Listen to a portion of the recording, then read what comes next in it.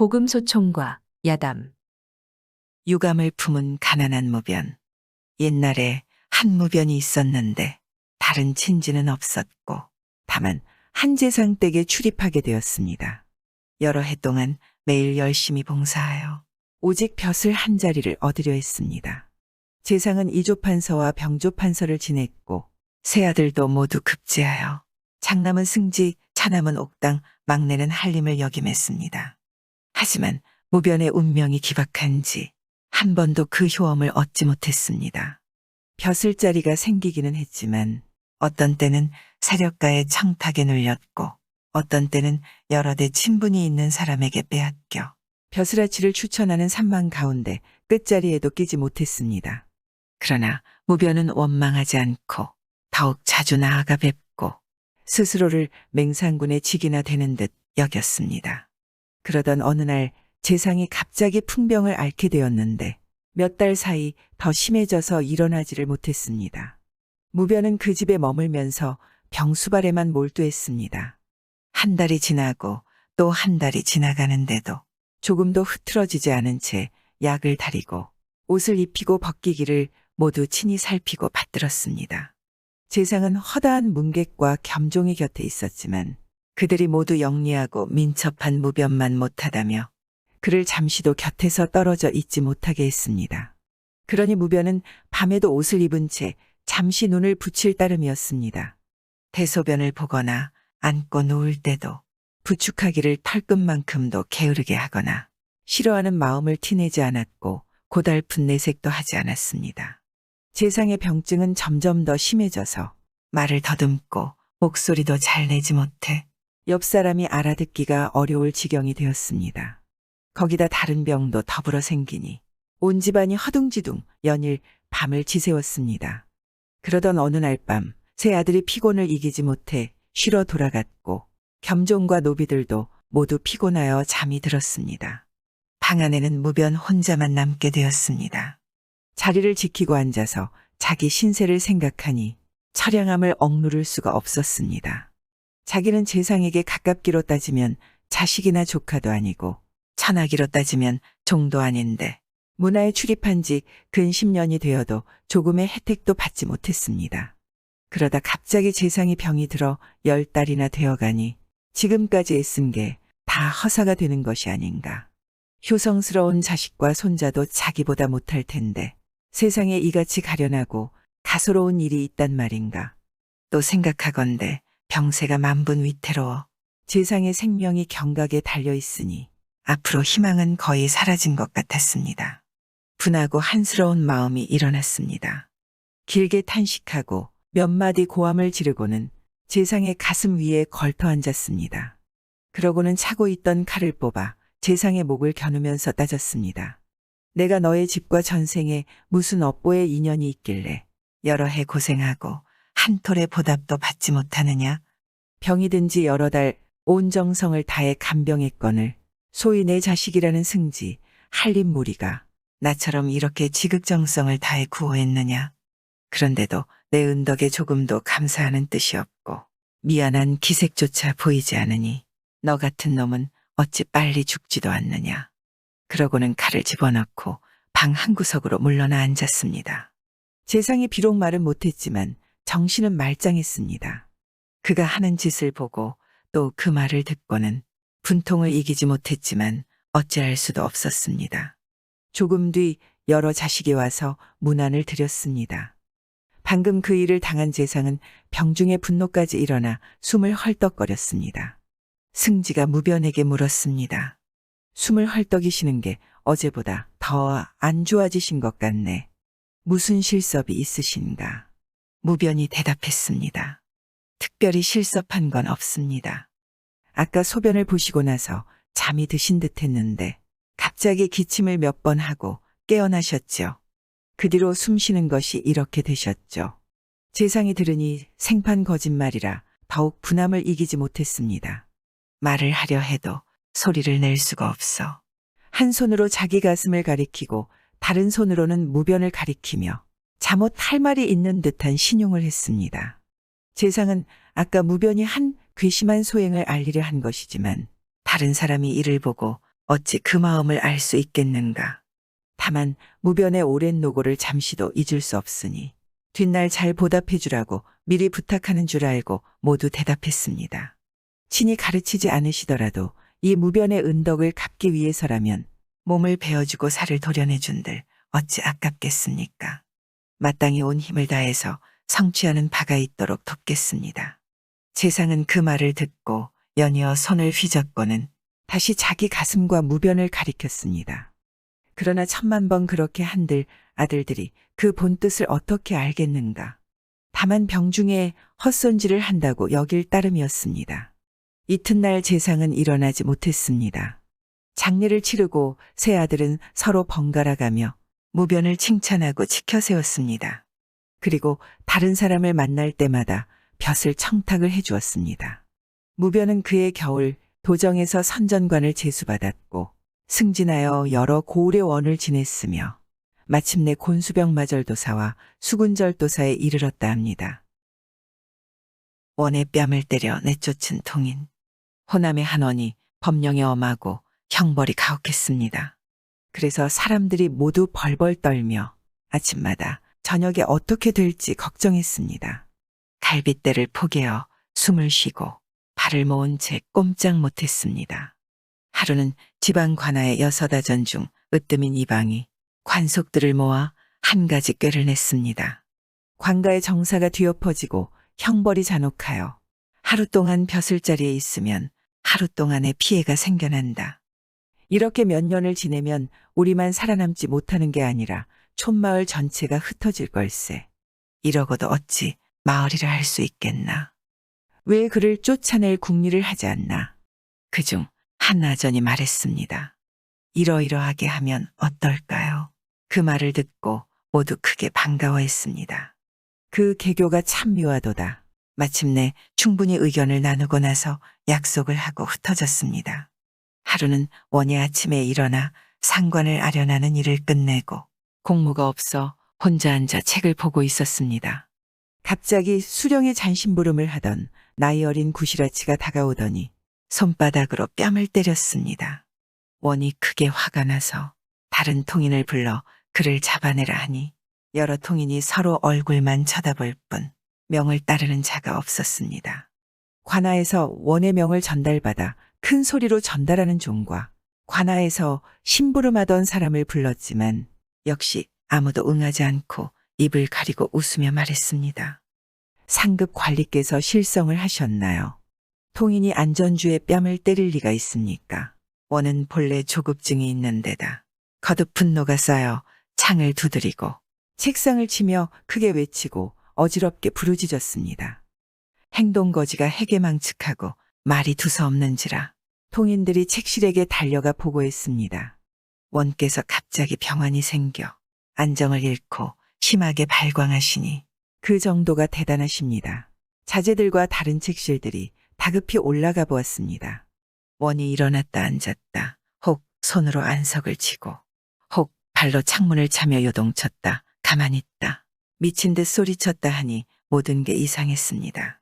원은 책실이 올라오는 것을 보고 통인이 뺨을 때린 일이며 관속들이 명을 어긴 일을 이야기하는데 분기를 못 이겨 말에 두서가 없었습니다.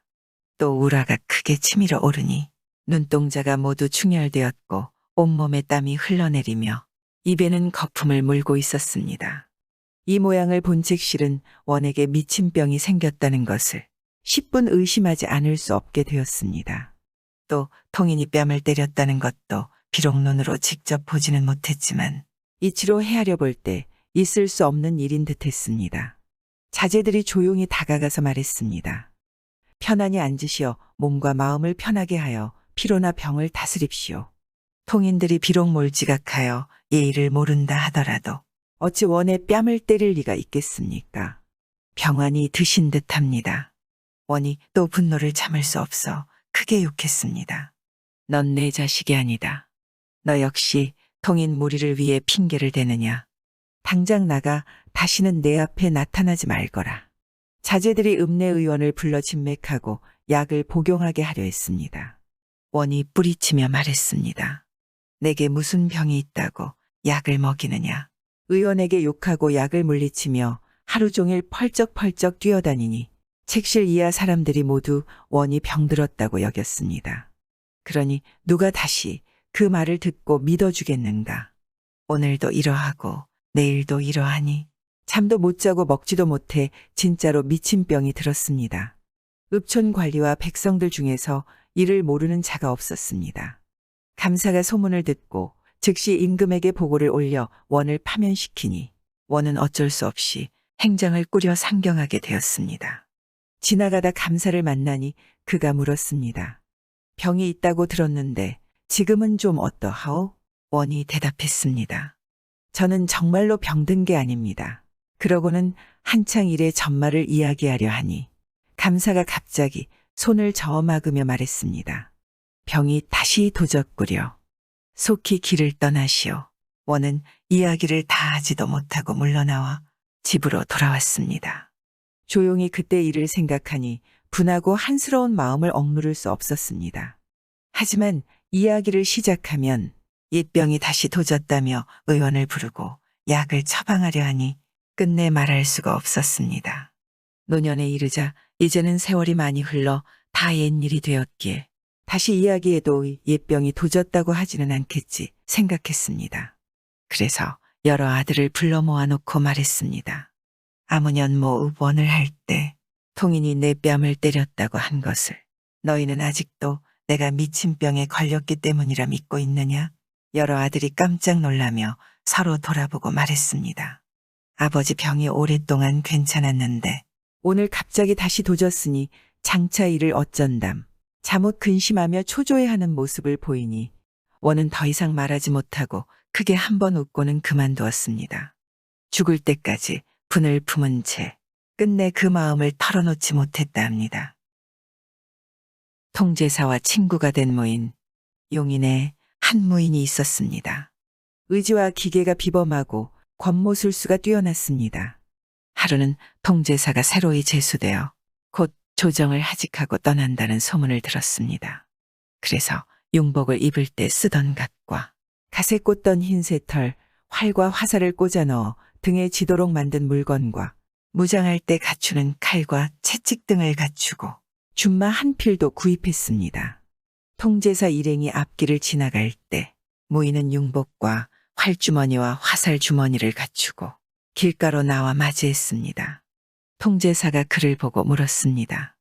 뭐하는 사람인고? 무인이 몸을 굽히고 앞으로 나아가 말했습니다. 사또께서 통영으로 부임하신다는 소문을 들었습니다. 소인도 모시고 가길 원하기에 감히 이렇게 아련하나이다. 통제사가 그를 보니 용모가 준수하고 목소리도 크고 힘이 있었습니다. 옷과 말도 휘황한지라 웃으며 허락했습니다. 높은 벼슬아치를 호위하며 뒤따르는 비장 수십 명 중 눈으로 비웃지 않는 사람이 없었지만 무인은 조금도 개의치 않았습니다. 날마다 통제사를 수행하며 여러 비장과 함께 아침 저녁으로 문안을 올렸습니다. 통제사가 통영에 도착한 다음 날 조회가 끝나자 영리들이 군관 좌목판을 올렸습니다. 통제사가 비장들을 둘러보면서 말했습니다. 그대는 누구의 청으로 왔는가? 소인은 모 대감의 청으로 왔나이다. 또 물으면 그 다음 사람이 대답했습니다. 소인은 모 대감 댁 사람이옵니다. 차례대로 다 묻고서 끝으로 무인에게 물었습니다. 그대는 어떻게 왔는가? 소인은 사또께서 용인을 지나시는 도중에 아련하고 따라왔나이다. 통제사는 고개를 끄덕이며 청한 바의 기묘함과 그렇지 않음에 따라 지방관하에서 육방이 맞던 일의 우열을 결정했습니다. 그리고 마지막 남은 변변찮은 자리를 일단 무인에게 배정했습니다. 얼마 안 있어 서울에서 따라온 자들은 방임의 녹봉이 박하다고 떠나거나 혹은 총애를 시기하여 사직하고 나가니 그 빈자리가 점점 무인에게 옮겨갔습니다. 통제사는 여러 달 동안 무인에게 일을 맡겨 그가 어떻게 일 처리를 하는지 자세히 살펴봤습니다. 무인은 견문과 학식에 통달하고 매사 부지런하고 성실하니 인품과 재주 그리고 도량이 모두 서울에서 따라온 자들과는 달랐습니다. 그러자 통제사는 무인을 더욱 신뢰하여 그에게 좋은 자리와 요긴한 임무를 도맡겼습니다.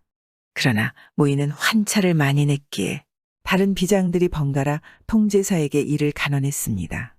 하지만 통제사는 조금도 흔들리지 않고 무인을 더욱더 가까이 여기며 믿고 그가 가명의 여러 업무를 두루 살피게 했습니다. 임기가 다해가던 어느 날 밤 무인은 알리지도 않고 도망을 쳤습니다. 그러자 여러 비장이 일제히 통제사를 아련하고 말했습니다.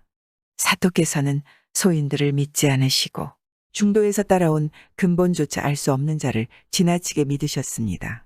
가명의 돈을 모두 그자의 손에 맡기셨는데 이제 하룻밤 사이에 도망쳐버렸으니 세상에 이런 허랑한 일이 또 있습니까? 조롱하는 비웃음 소리가 좌우에서 번갈아 들렸습니다. 통제사가 여러 비장에게 각 창고에 남아있는 재물을 점검하게 하니 모두 비어 있었습니다. 통제사는 망연자실하여 다만 천장만 바라보고 탄식할 따름이었습니다. 얼마 뒤 임기가 끝나 돌아가려 하는데 경신년을 맞이하여 조정의 환국이 일어났습니다. 남인이 모두 배척되고 물러나니 통제사도 남인이라 연주를 다 잃어 벼슬 얻을 길이 없었습니다.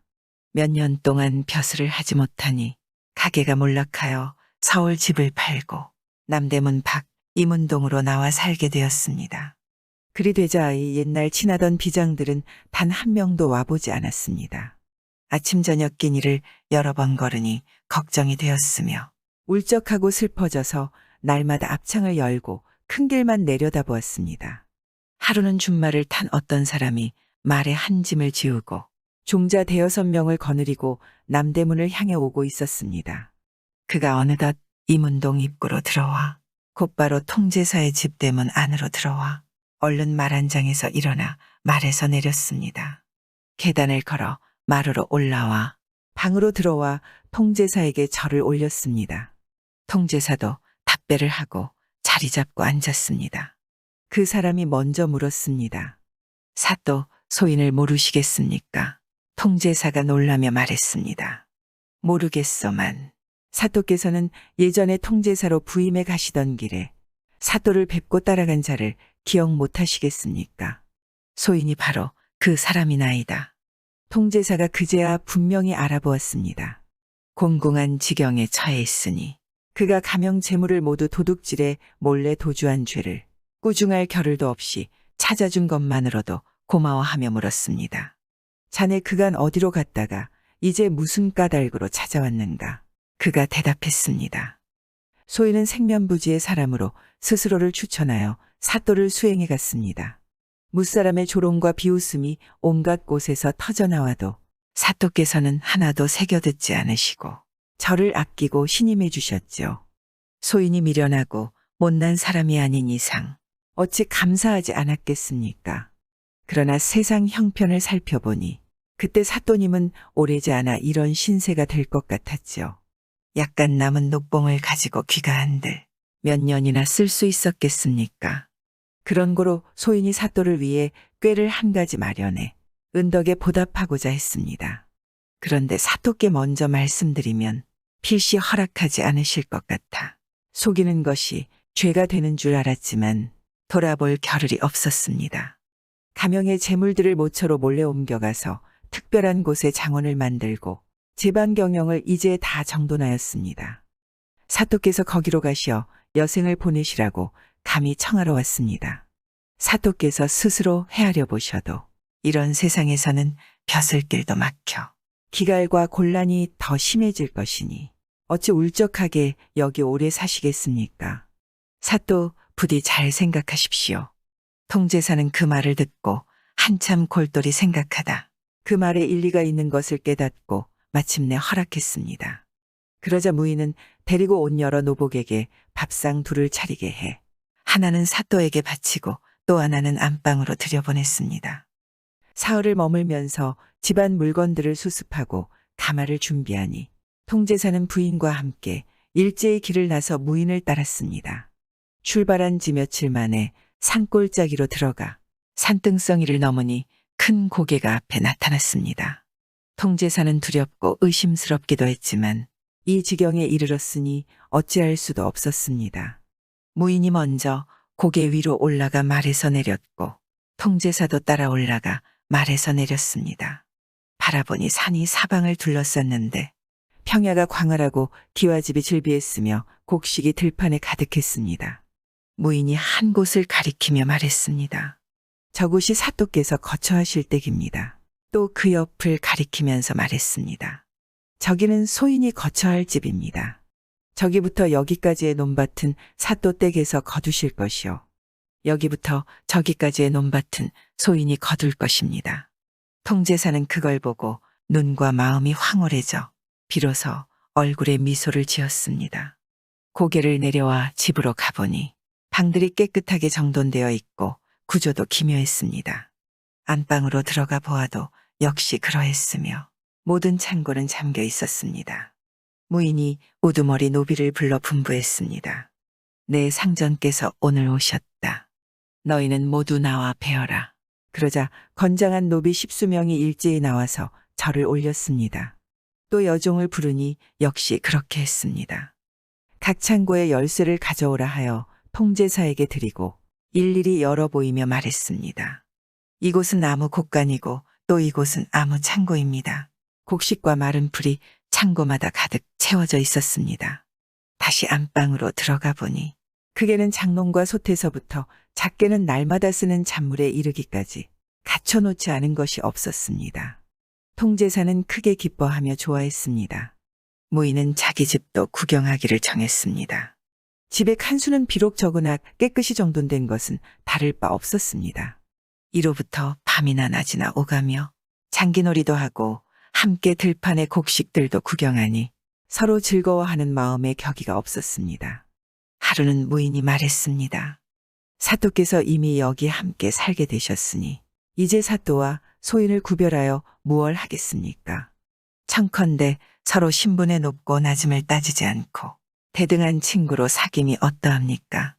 통제사도 반기니 그 둘은 그렇게 평생토록 편안히 한가롭게 지냈습니다. 밥 먹을 때마다 은덕을 칭송하는 가문, 폐 안효남은 일찍부터 공경 사대부와 교유하여 이름이 알려졌습니다. 효종이 병이 들자 여러 번 약을 올렸는데 효험이 있어 첨지에 특별 제수되었습니다. 늙어서는 해서 재령으로 돌아가 90살에 죽어 장례를 치렀습니다. 그로부터 10년 뒤인 신해년 대기근 때였습니다. 여양 민상공이 황해감사로 있었는데 안효남은 일찍이 여양 집안에서 일을 한 적이 있었습니다. 어느 날 밤 여양의 꿈에 안효남이 찾아왔습니다. 여양은 그가 죽은 줄 모르고 평상시처럼 반기며 회포를 풀었습니다. 안효남이 말했습니다. 올해 큰 홍수가 나서 저희 집안의 100여 명이 구렁텅이에 뒹굴게 되었습니다. 어르신께서 가엾게 여기는 마음으로 구하여 살려주소서. 여양이 불쌍히 여기고 응낙했습니다. 그의 가족들은 지금 어디 있느냐고 물으니 이렇게 대답했습니다. 천소는 이름이 세원인데 재령 유동에서 살고 있습지요. 주고받는 말이 채 끝나기도 전에 하품을 하고 기지개를 켜며 깨어나 보니 꿈이었습니다. 매우 기이하게 여기고는 촛불을 가져오게 했습니다. 일어나 이불을 두르고 앉아 재령 유동 안세원 7자를 써서 기억했습니다. 이튿날 본군에 공문을 보내는 일을 하였습니다. 안효남의 손자 안세원이 모촌에 살고 있다 하니 즉시 그 사람을 보내거라. 본군 수령이 공문서를 보고는 안세원이 죄를 지어 잡아오라는 것이라 생각하고 즉시 차사를 보내 성화같이 가명으로 압송했습니다. 여양이 보고 웃으며 앞으로 오게 하여 조용히 물어보니 하나하나가 다 꿈속 말과 부합하여 털끝만큼도 다르지 않았습니다.